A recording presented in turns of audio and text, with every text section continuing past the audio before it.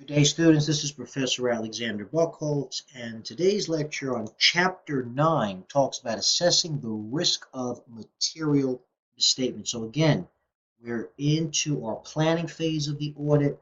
We are now looking to see what areas on the audit truly pose the most risk to our audit. Because again, as we've seen before in the discussions of this course, there's no way we can audit 100%. We can only look at things that we deem to be a risky material misstatement area. So this chapter is going to look at how we would assess something like that. And we've got 9 audit objectives here. Number 1, define the risk in auditing. 2, distinguish the different types of risk assessment procedures. Understand important auditor considerations related to the risk of material misstatement due to fraud. Describe the auditor's responsibility to identify significant risks. Describe the audit risk model and its components. Assess acceptable audit risk. Consider the impact of several factors on the assessment of inherent risk. Discuss the relationship of risk to audit evidence, and discuss how materiality and risk are related and integrated into the audit process. The first objective, define risk in auditing. So again, in every audit that we do as auditors, we have to accept some level of risk, because we know there's no way we can catch everything. This is a given. There's no way we can catch everything, to be very, very honest and direct.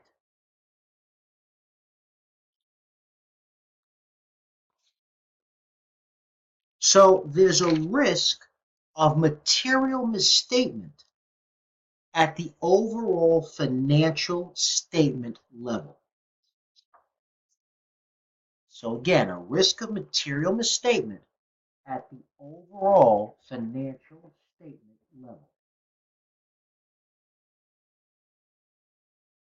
And that really refers to the risks that relate pervasively to the financial statements as a whole and potentially affect a number of different transactions and accounts.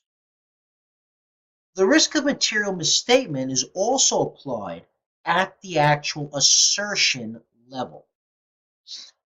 There are 2 components to risk at the assertion level. Number 1 is inherent risk. So for each assertion, again, those assertions that we discussed in earlier chapters about completeness, rights obligation, valuation allocation, the valuation allocation, existence occurrence, okay, and of course, completeness. So again, those different assertions.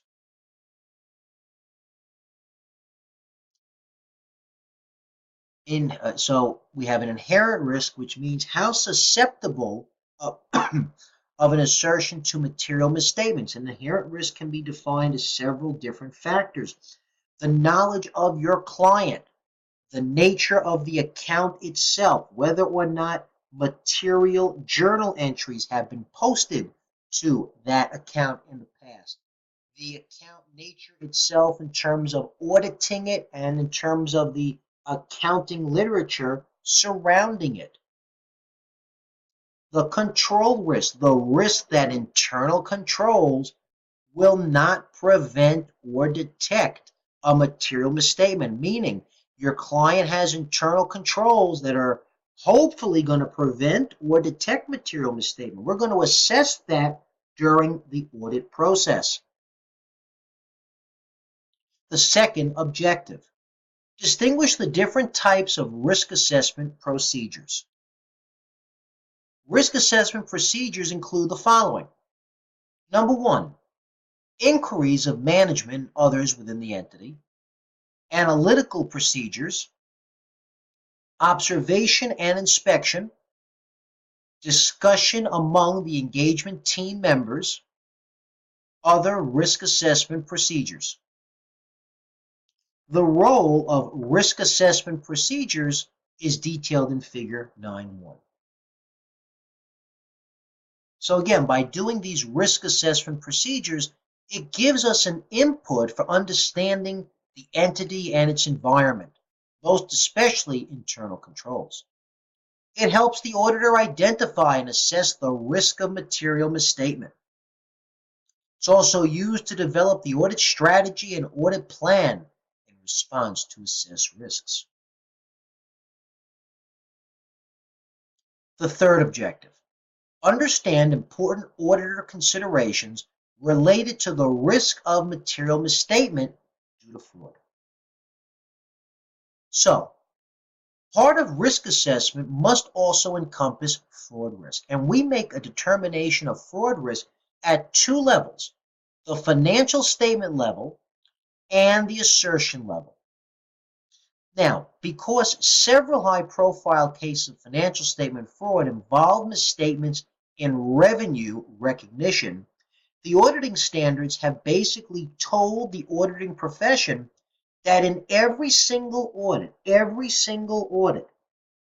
the risk of improper revenue recognition due to fraud must be present.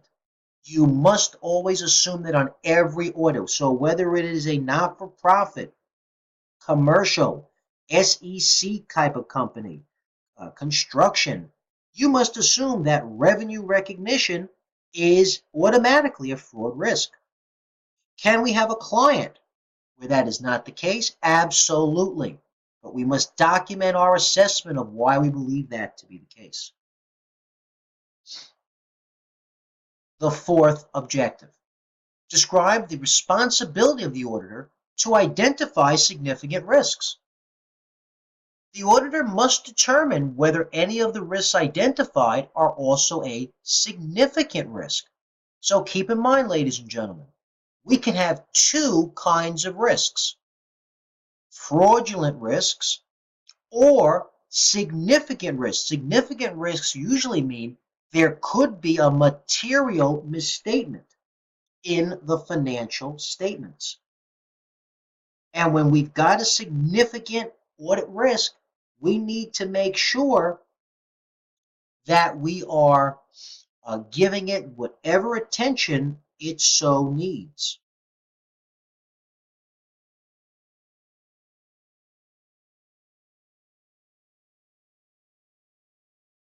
In addition, we also want to take a look at non-routine transactions, which include related party transactions. Why? That may be a significant risk.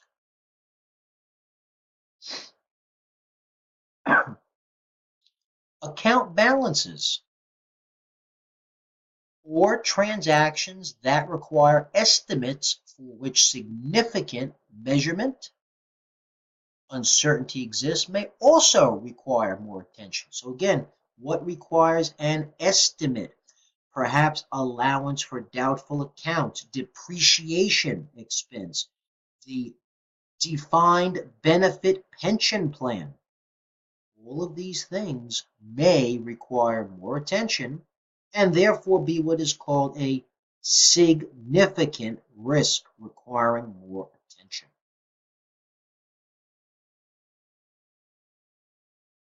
Normally, when we have a fraud risk, such as revenue recognition, it is also considered to be a significant risk.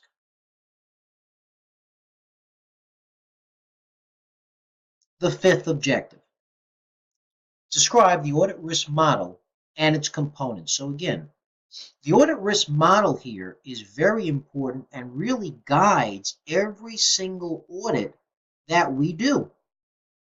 Without this auditor's risk model, we really would not know the direction that we would want our audits to take. So, Typically, the way that we would show this is by showing some sort of a model.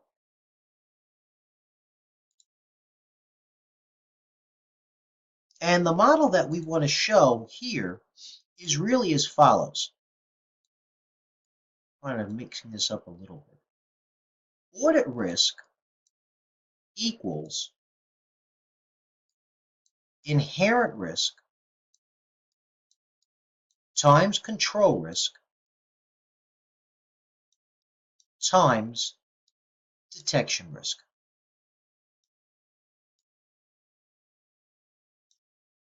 So I'm kind of showing this to you in a different manner in which our textbook is just demonstrating.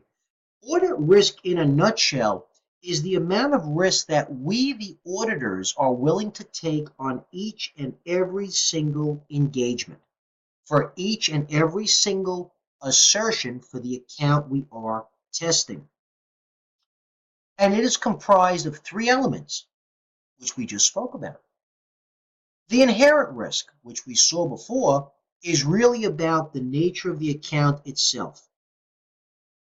Control risk assesses how we feel in terms of the client's internal controls picking something up. Detection risk, really in a nutshell, means how much risk are we, the auditors, willing to take that we will not detect a material misstatement, when in reality, there is a material mistake.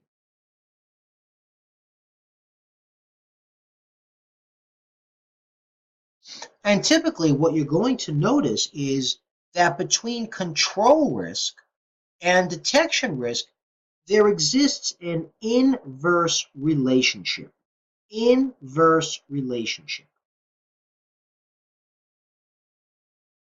If we assess control risk at the maximum, it basically means that we do not trust the client's ability to detect material misstatements. And we, the auditor, will not rely on their internal controls.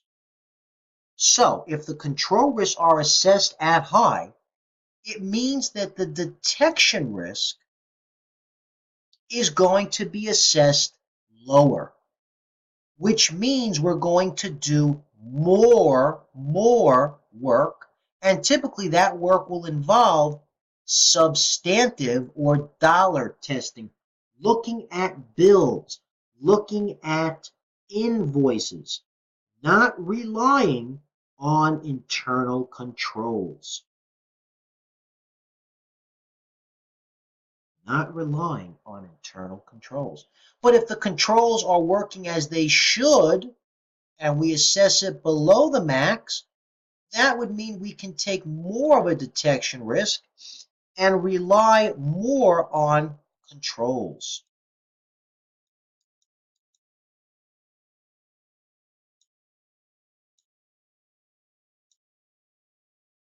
How do we make this assessment? It all depends on our risk that we determine. It all depends on the risk that we determine.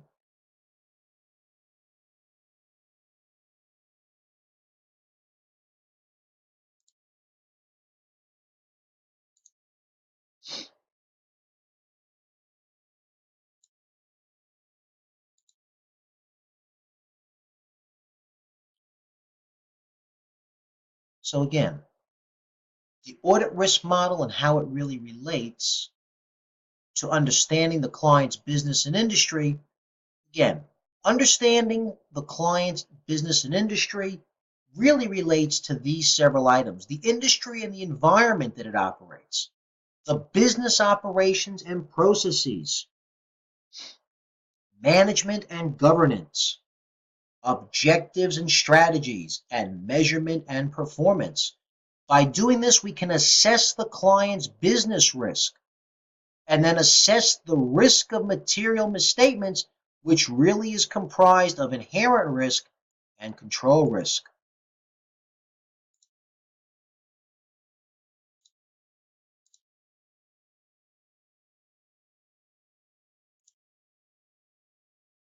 The audit risk model. So again, what we kind of just discussed. The sixth objective, assessing acceptable audit risk. Auditors must decide appropriate acceptable audit risk. Auditors must first decide engagement risk and use it to modify acceptable audit risk. What is engagement risk? It's the risk that the auditor or the firm will suffer harm after the audit is finished, even though the report was correct. Meaning, the report is issued timely, you have found no material misstatements, but let us assume that it's a business that's risky, that perhaps ends up in the newspaper just because of the nature of their business. Maybe they deal with things that are questionable. Maybe they deal with a product that is questionable that people are always in the news for. So it's not an audit risk, but it's an engagement risk.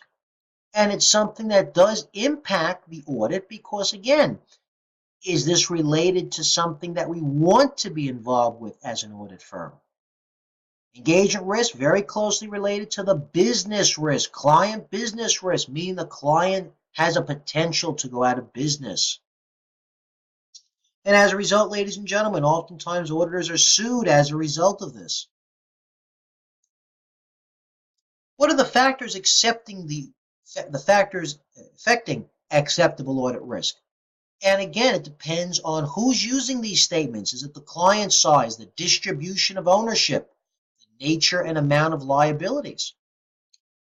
The likelihood that a client will have financial difficulties after the audit based on these factors: liquidity, profit and losses in previous years, method of financing, nature of clients' operations, and the competence of management. If they don't have these things in place, ladies and gentlemen, we as auditors, and I've done this on many occasions, have to assess, will the client be around in the future? We are obligated to kind of make that determination. Will they be around at least 1 year from the date we as the auditors issue our opinion? And these factors will help. We also will look at the evaluation of management integrity as part of acceptable audit risk.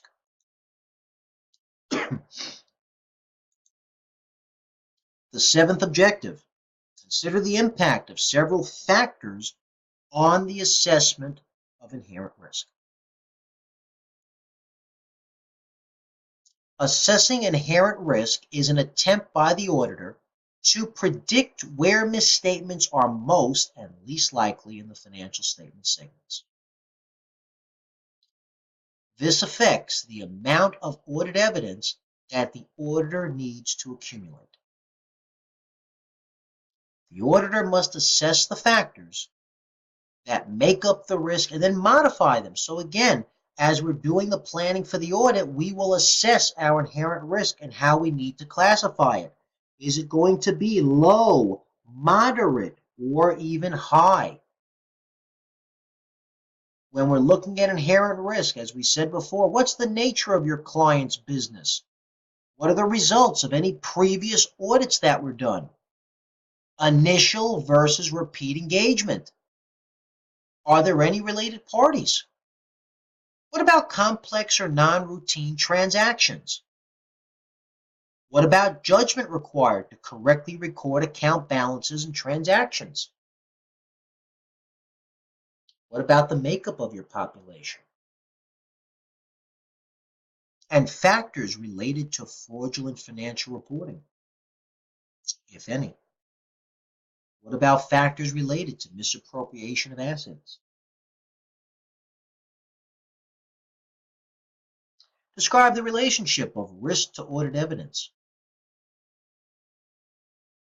So again, we're going to take a look at this figure shortly, but in addition to modifying the audit evidence, as we said before, if we're not going to rely on controls, we're going to look at more evidence. If we're relying on controls, we may look at less evidence. But in addition to that, depending on your risks in an audit, we may want more experienced staff on the job. We may want certain parts of the engagement to be reviewed more carefully. There are some firms that have what is called an engagement quality control review. This is typically done in those audits of publicly traded companies where another partner, independent of the engagement, will go through each of the audit work paper files and look at everything to make sure there's no questions or no holes in the audit.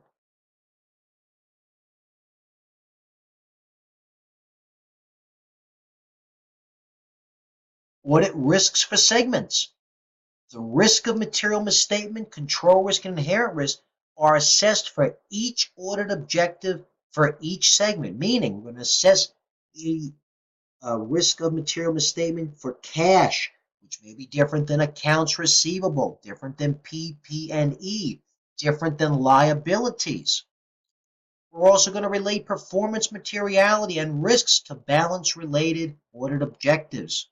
So although it is common to assess inherent and control risk for each balance-related audit objective, it is not common to allocate materiality to those objectives. Measurement limitations. One major limitation in the application of the audit risk model is the difficulty of measuring the components of the model. It is a highly subjective process, so most auditors use broad categories such as low, medium, and high. So again, looking at an example, if we see acceptable audit risk high, inherent risk typically will be low, control risk low, detection risk high, low evidence. Another example, just going a little more different here, looking at the fifth one. If the acceptable audit risk is high, inherent risk is low, control risk medium, plan detection risk medium, the amount of evidence medium. If the acceptable audit risk is low, looking at situation 3, inherent risk high, control risk high, detection is low, high amount of evidence, more work being done. Tests of details of balances, so evidence planning worksheet. Auditors develop various types of decision aids to help link judgments affecting audit evidence with appropriate evidence to accumulate. So again, let's take a look at that. This would be an example of how we would determine our risk assessment. Revising risks and evidence. You can revise things during an audit. It is done typically. And again, as long as it makes sense, you are allowed to do it as long as it has been documented.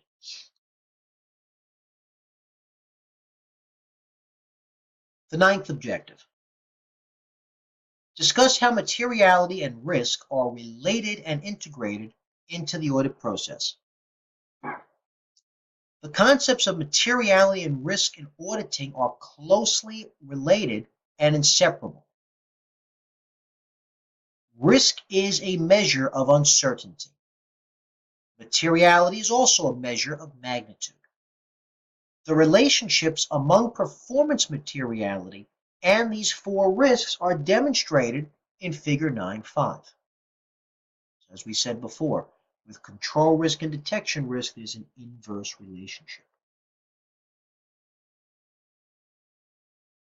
And that completes our discussion on this chapter. If there are any questions, please let me know. We would invite you to listen to this lecture one more time before completing any and all assignments having been given to you. Thank you very much, and we'll see you again online.